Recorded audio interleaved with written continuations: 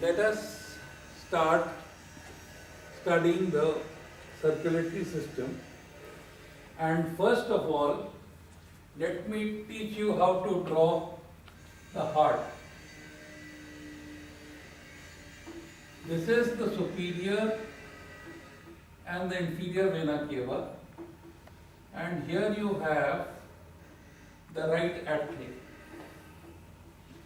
The right atrium, here you have the right ventricle, and from this right ventricle here you have the pulmonary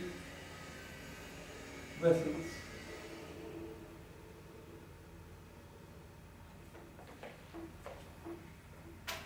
On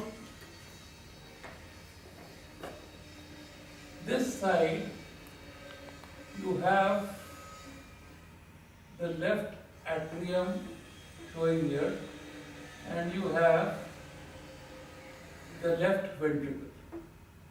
From the left ventricle arises the aortic arch, which goes in front of the aorta,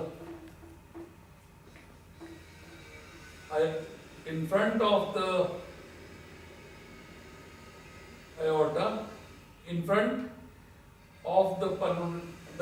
right pulmonary artery in the aorta, and then the aortic arch goes behind the left pulmonary artery, going down like this. Okay. So, functionally speaking, the heart is divided into 4 chambers.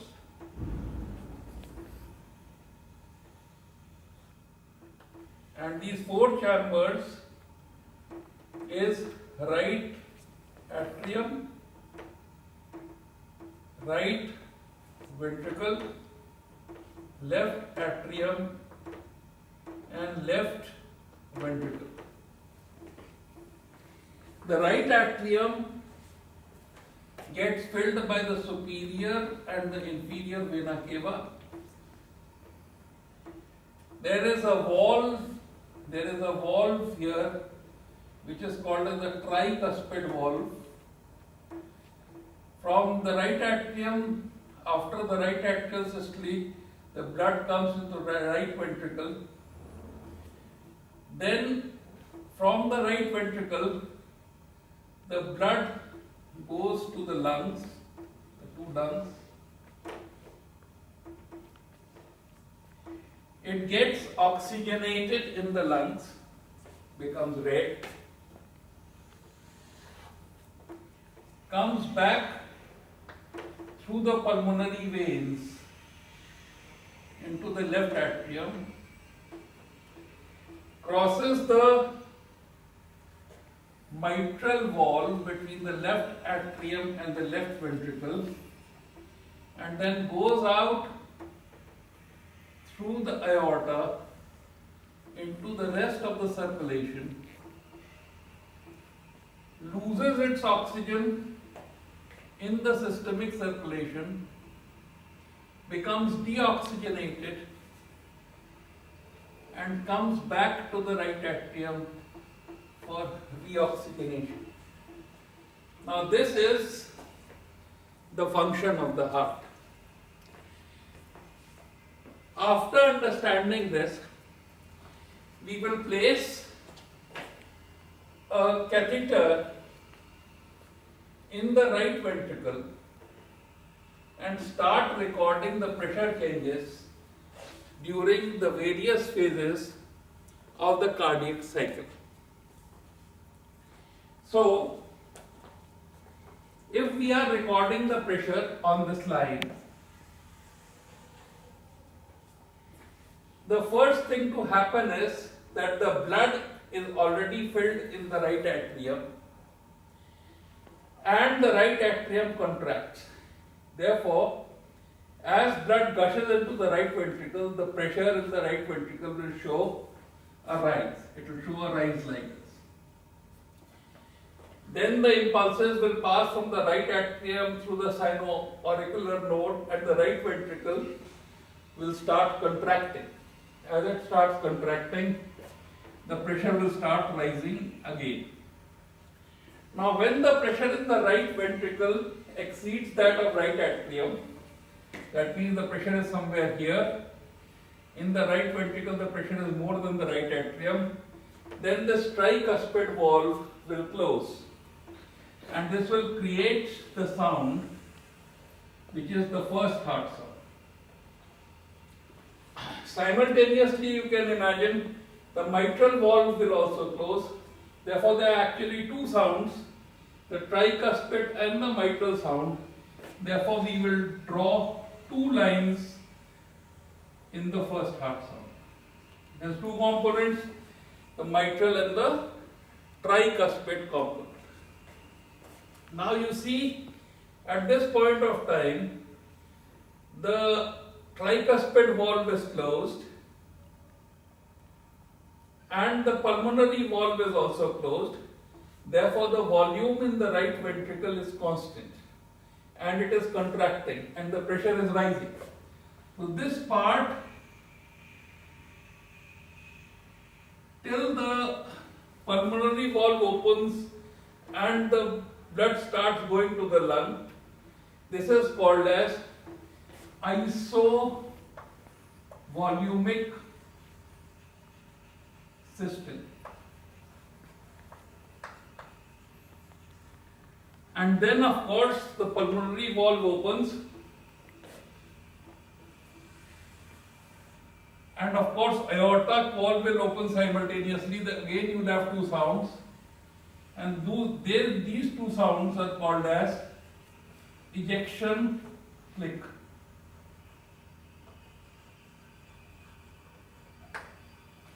The blood will now keep on going through the veins and the pressure in the ventricle will keep rising till the ventricle stops contracting and the pressure starts dropping. Now the pressure in the ventricle comes below the pressure in the pulmonary vessels, and therefore these ejection valves, the pulmonary valve will close, and this will create what is called as the second heart sound, and of course there will be a pulmonary sound and an aortic sound. Therefore again the sound will have two components. The pressure will keep dropping like this. The tricuspid valve is closed, the pulmonary valve is closed. Therefore this period will be called as isovolumic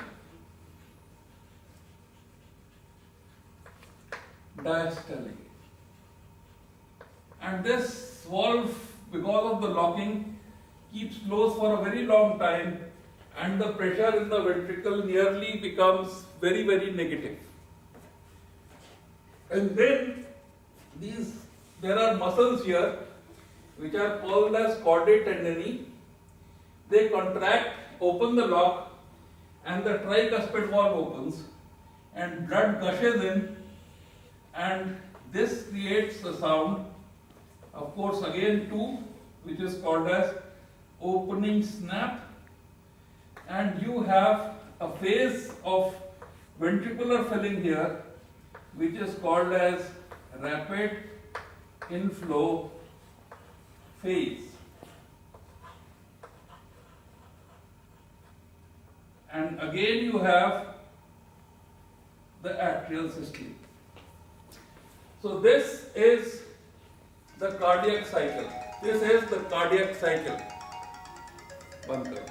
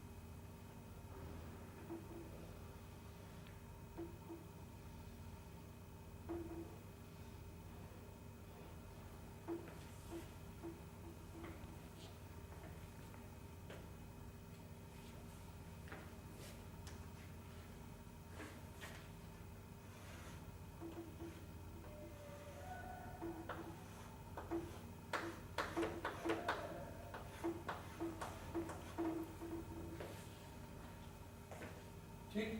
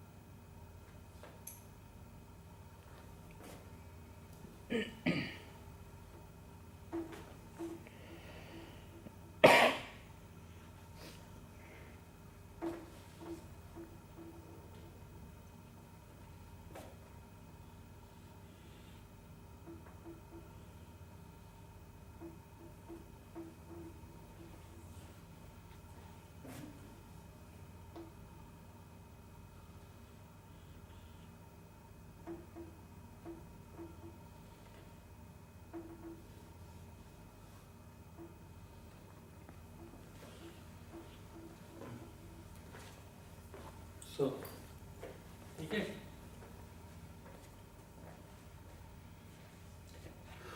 Okay. After understanding this basic pathology of heart, basic physiology of the structure and function of heart, let us proceed to understand what can go wrong. Anything that can go wrong in the heart can be in this pericardium, can be in the pericardium,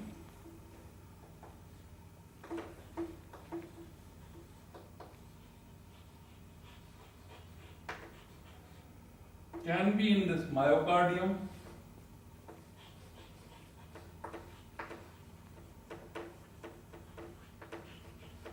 and can be in the endocardium.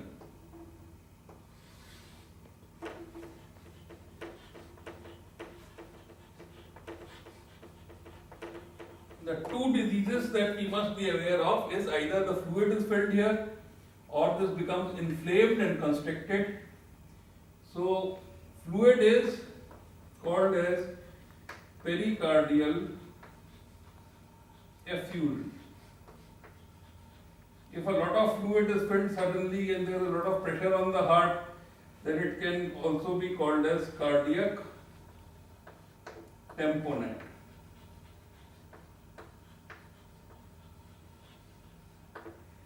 The other thing is that this can get inflamed, so we call it constrictive.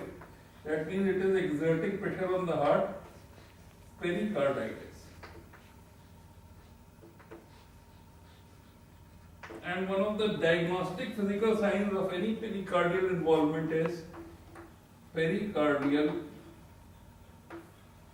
rub. With sound you can hear when the heart is contracting on the stethoscope. Then, coming to the myocardium, we have two basic pathologies of the myocardium, and they come under ischemic heart disease, in which you have temporary damage by angina or permanent damage by infarction.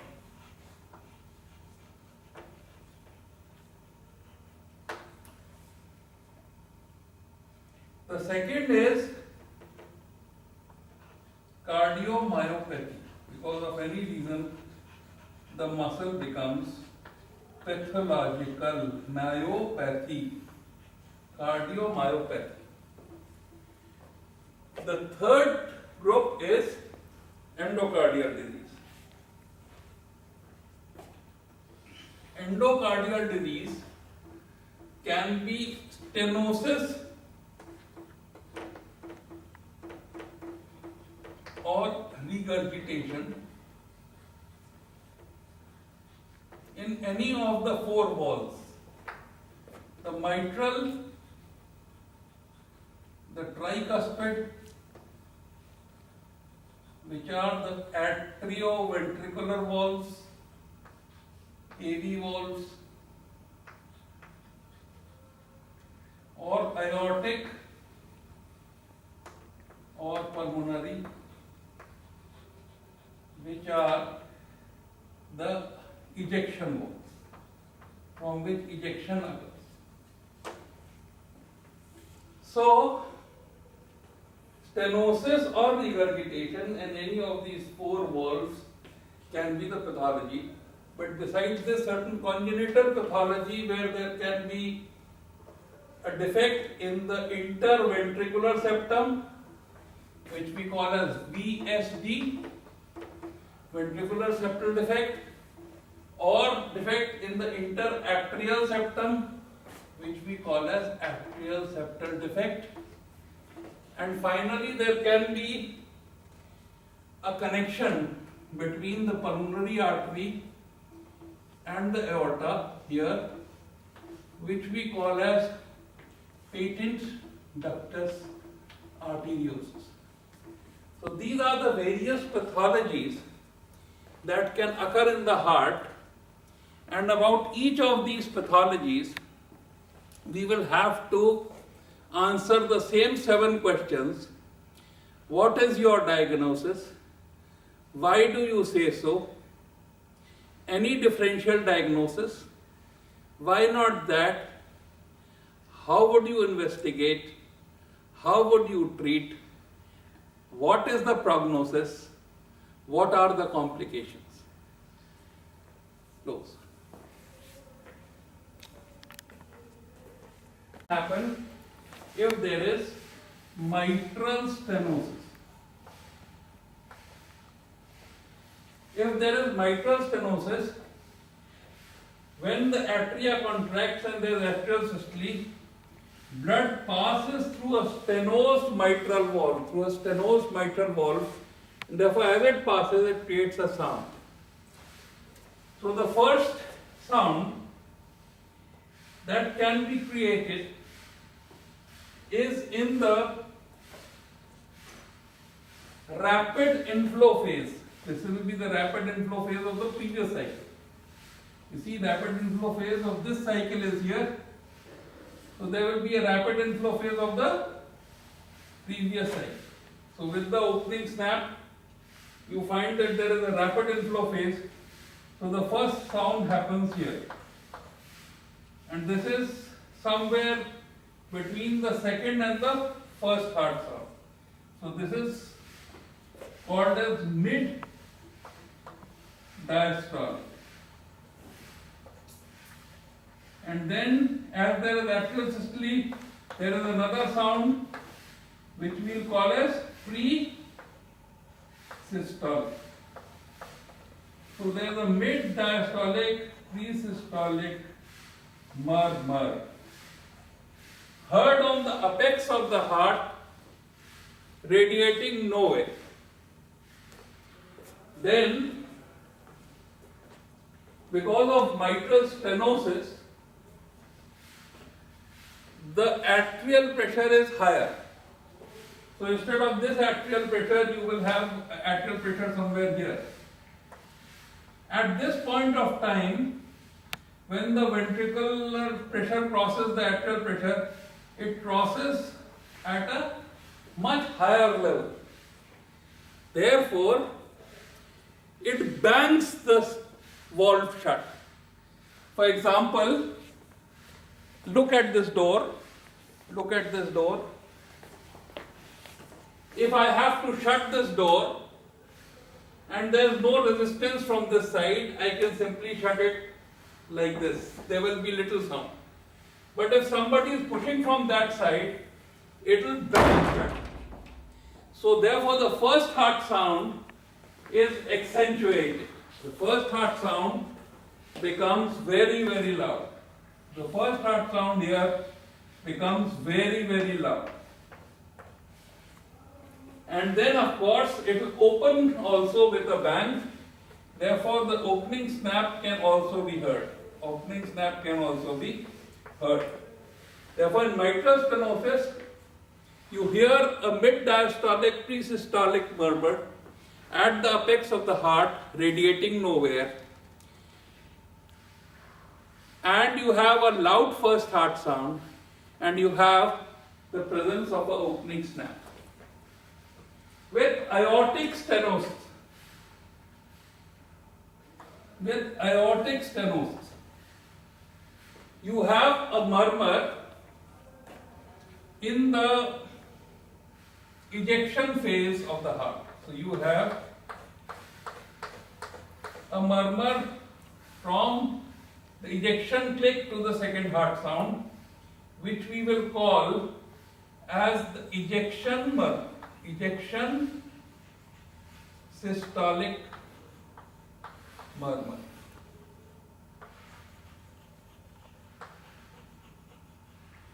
With aortic regurgitation, you have a murmur which comes after the second heart sound. That means you will have a murmur somewhere here, and this will be the early diastolic murmur. This will be early diastolic murmur.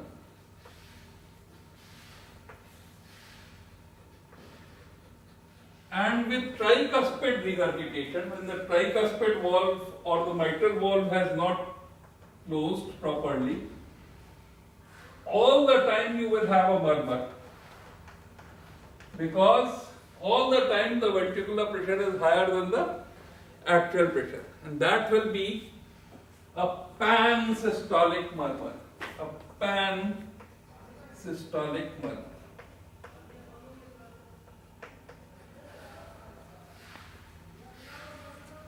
With a ventricular septal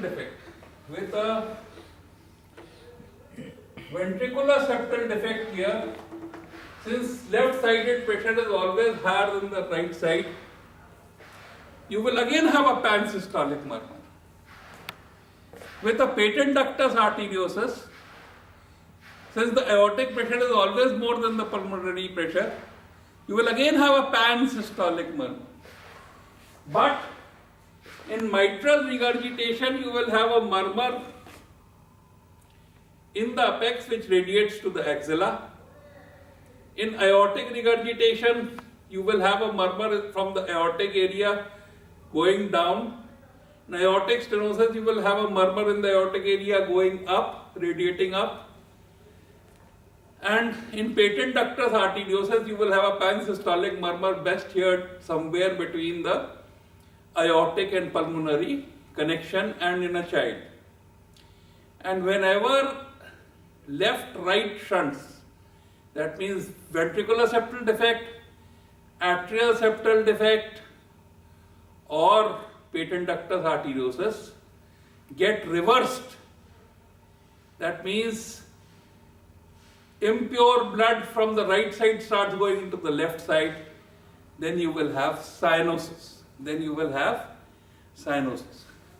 So these are the auscultatory findings in case of endocardial diseases of the heart, which are mitral stenosis, mitral regurgitation, aortic stenosis, aortic regurgitation, tricuspid stenosis, tricuspid regurgitation, pulmonary valve stenosis, pulmonary valve regurgitation, ventricular septal defect, atrial septal defect, or patent ductus arteriosus. So these are all the diseases which are related to the endocardial problems of the heart.